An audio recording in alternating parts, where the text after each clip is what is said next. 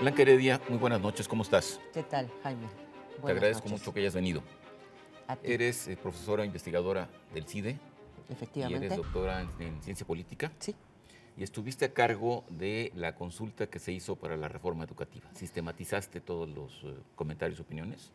efectivamente me tocó dirigir el equipo dentro de la unidad de educación del CIDE, un equipo técnico amplio y muy capacitado, donde sistematizamos los 300.000 comentarios y observaciones. ¿De dónde vinieron estos 300.000 comentarios? En parte en los foros que organizó la SEP y que tuvieron un formato que sí permitió la discusión y la crítica.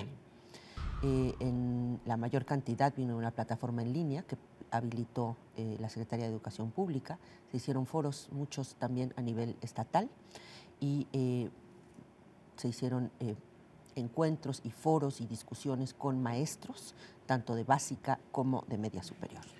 Durante mucho tiempo se dijo, bueno, mucho tiempo relativo, a partir de que se aprobó la reforma educativa, la anterior, que modificó las condiciones de trabajo, el asunto de las plazas, etcétera, se reclamaba mucho que no había habido realmente una reforma educativa porque no se habían modificado los contenidos. Y esta reforma lo que está modificando son los contenidos y la forma de operar de las escuelas y del sistema educativo. ¿Estoy en lo correcto? Sí, digamos, lo que añade a lo que ya se había venido trabajando desde el 2003 en esta reforma educativa es efectivamente los contenidos educativos, qué se va a aprender, qué se va a enseñar y cómo se va a enseñar, pero esto se junta con todos los elementos indispensables para que ello pueda ocurrir, tipo capacitación docente, ¿sí? ¿Cuál va a ser el lugar de la escuela en el sistema educativo?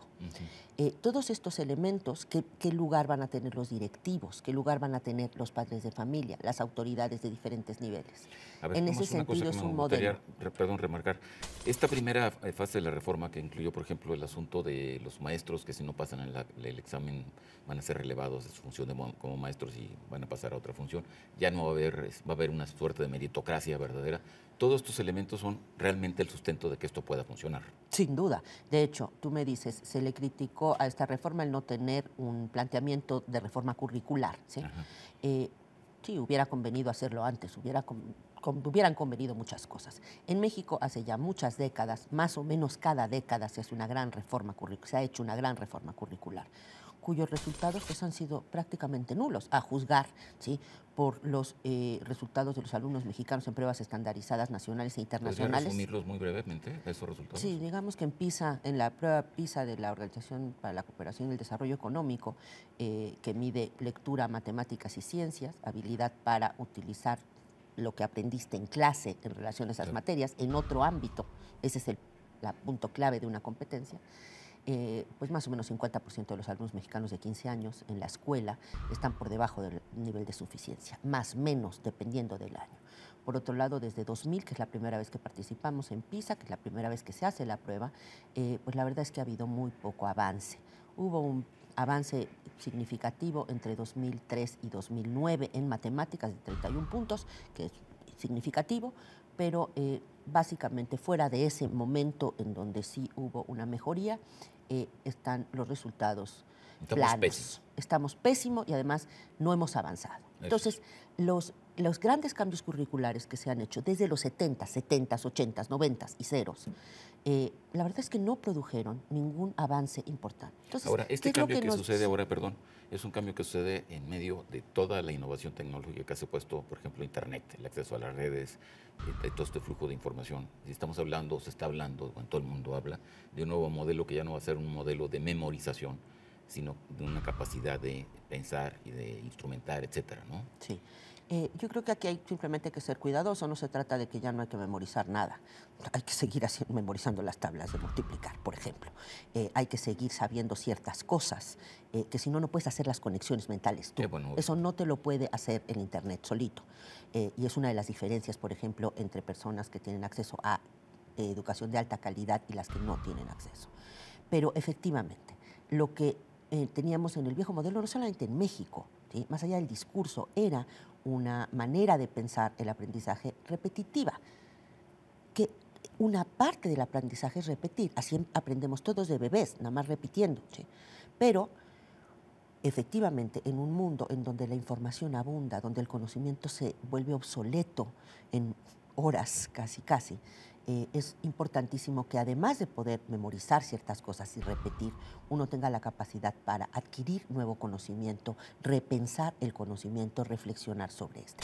Y eso sí está en el centro de la propuesta que hoy nos hace la Secretaría de Educación En Pública. términos curriculares entiendo que, por ejemplo, el asunto de las matemáticas, bueno, el asunto de la lengua, el español, ¿cuáles son los elementos, las variables fundamentales de este nuevo contenido educativo? ¿Dónde se va a poner el énfasis, digamos? Sí, lo más importante es la propuesta de pasar de conocimiento extensivo, enciclopédico, a concentrar la atención en conocimientos clave. Esto me parece fundamental, ¿sí?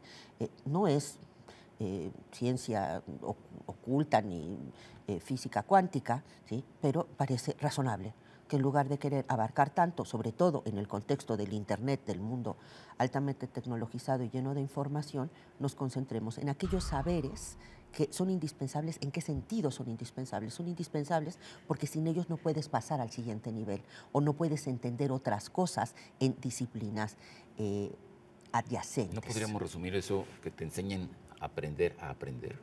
Que tú mismo seas luego generador de conocimiento progresivamente. Sí, pero hay que especificarlo, porque lo de aprender a aprender también se puede volver una especie de moto, un eslogan, ¿no?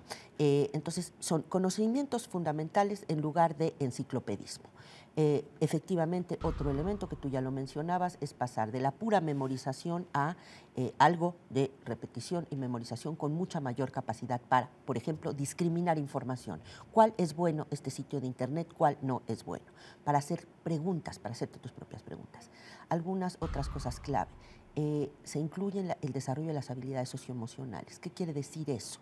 Confianza en ti mismo, perseverancia, persistencia, cosas que... ¿Eso no es muy iluso? O sea, pues eso te lo da un poco la familia, pero te lo van a enseñar en la Pues no escuela. te lo están dando. A juzgar, la información que tenemos es que si hay un problema, no nada más en México, digamos, de problemas a nivel de integración familiar, también de desdibujamiento de la autoridad en general, incluyendo la de los padres. ¿Cómo la escuela puede sustituir eso? Mira, las habilidades estas, como cualquier otras, es como ir al gimnasio o no. Yo puedo leer muchos libros sobre cómo puedan fortalecerse mis músculos y esto no me ayuda en absoluto. Lo que tiene que hacer uno es ir al gimnasio todos los días. Se trata de practicar. Y por eso la idea, en el caso de los socioemocionales, es que estos se incluyan de manera transversal. O sea, que no hay una materia necesariamente, si la hay, muy bien, pero de manera transversal. Te doy un ejemplo. ¿Cómo aprendes persistencia? Si te evalúan de una manera que no es nada más una evaluación al final del año, o al final del semestre, sino que es progresiva. Entonces, si tú tienes que presentar un trabajo en la semana 1, en la semana 2, así, y eso se van sumando. No hay manera que con el sprint final tú pases el curso. Has de persistir. Si esa forma de evaluación se repite en todos los cursos, vas a estar favoreciendo la persistencia. Te lo doy como un ejemplo. ¿Sí? Es una virtud la persistencia, pero sí, es una virtud la persistencia. Sí, digamos que lo que sabemos es que es una de las mayores virtudes. Si tú puedes ser, digamos, tener una facilidad para la música, si no persistes en ello. Pero a ver, en términos ya prácticos, digamos, por ejemplo, en las pruebas PISA, como tú mencionas, salimos pésimo en matemáticas, pésimo en lectura y comprensión. Y en ciencias. Y en ciencias. Estas se van a fortalecer y no las puedes fortalecer con un esquema memorizable, memorizante, donde hay que aprender y aprender, sino que la gente tiene que aprender a razonar. Exacto, hay a que hablar, aprender a razonar. A entender. Hay que aprender a razonar, a hacerse preguntas, a preguntarle al texto, a preguntarle a las preguntas, y eso está sin duda en el centro del nuevo modelo. ¿Cuáles son, me preguntabas, algunas de las cosas nuevas?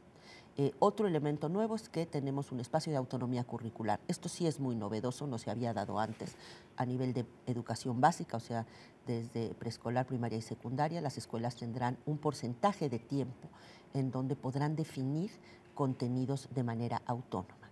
Y se plantean 3 áreas en las que pueden utilizar ese tiempo de autonomía curricular. Para reforzar competencias fundacionales, tipo lectura, razonamiento matemático, pero también para incluir cosas nuevas que pueden tener que ver con temas de robótica, por ejemplo, o también actividades artísticas y culturales, teatro. Se presentó hace unos días un nuevo programa también en la SEP que forma parte del modelo, que se llama Cultura en la Escuela, en donde se trata de traer, acercar el arte y la cultura a los niños. Y finalmente también tú puedes incluir elementos que tengan que ver con la comunidad local o con los temas autonomía es muy estatales. Muy importante. Se nos está comiendo un poco el tiempo, ya vamos a 9 minutos y tenemos 3, bueno, ya son 10. Hay una cosa que, bueno, yo creo que a todo el mundo preocupa, ¿no? O sea, hay 1.300.000 maestros en México, ¿me equivoco? Como 2 millones en total. ¿2? ¿2 millones?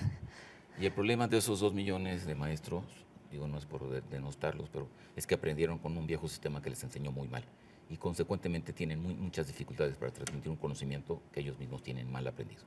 Entonces, ¿qué expectativa real hay de que este nuevo modelo funcione si tú tienes este problema real, material? Efectivamente es un reto mayúsculo. No se le ha prestado mucha atención. Apenas ahora se va a presentar una reforma de las escuelas normales, que son las instituciones de origen del grueso del profesorado mexicano, que en efecto fueron formados de una manera que no corresponde cabalmente a este nuevo modelo. Hay un compromiso del gobierno ya expresado en un salto presupuestal importante, si bien se ajustó a la baja este año en relación al anterior, para aumentar la cantidad de recursos destinados a capacitación docente de alta calidad, que involucra además a universidades. Ya no nada más van a estar haciéndose los cursos ahí mismo en la SEP o en diferentes escuelitas o personas que lo... Pero sin duda aquí hay un tema. Dada esta realidad, ¿tú serías optimista? Es decir, optimista, ¿y cuáles serían los tiempos en que esta reforma realmente podría dar frutos? Yo creo que tenemos que pensar en frutos de corto, mediano y largo plazo. No nada más hay frutos de largo plazo. Y podemos empezar a ver cambios si generamos las condiciones para ello. Creo que hay que empezar a mirar mejores prácticas. Tenemos escuelas en México que hacen cosas extraordinarias. Maestros que... en contra de todo lo que, contra viento y marea, logran sacar adelante a sus alumnos. Creo que tenemos que aprender más de esas experiencias, inspirarnos en ellas. Para mí, el gran reto adicional al que tú mencionas, de cómo damos la vuelta al tipo de formación docente y de capacitación continua para hacer posible que los maestros realmente lideren y acompañen este cambio, es primero les tenemos que hablar más directamente a ellos. Hasta ahora, la reforma, sobre todo, ha sido vista por los maestros como una amenaza a la seguridad que les podía gustar o no, pero que antes tenían, ¿sí? Yo compraba mi plaza y listo, o yo la heredaba y listo. Ahora no, es un sistema, en efecto, que busca que las personas tengan los conocimientos y la disposición de ánimo. Nos quedan 30 segundos, muy interesante y bueno, daría para otro programa. Por ahí escribiste que sí, esto dependerá mucho del futuro de la reforma, de quién gane la presidencia. Sin duda. Y hay un candidato, ya sabemos quién es, que dice que esta reforma no sirve para nada y que le echará para abajo. Pues nos iríamos 30 años o 50 para atrás. Ojalá haya dentro de la sociedad mexicana suficientes sectores, voces y grupos que defiendan lo que les parezca defendible la reforma, y yo creo que hay muchas cosas que son importantes, que se han dado pasos importantes. ¿Que es perfecta? No, no es perfecta. Que si la echamos para atrás, nos vamos para atrás 30 años, yo creo que sí. 30 años. Blanca, muchas gracias, muy buenas noches, con eso cerramos, 30 años. Muchísimas gracias, Jaime. En Contexto, buenas noches, hasta la próxima semana.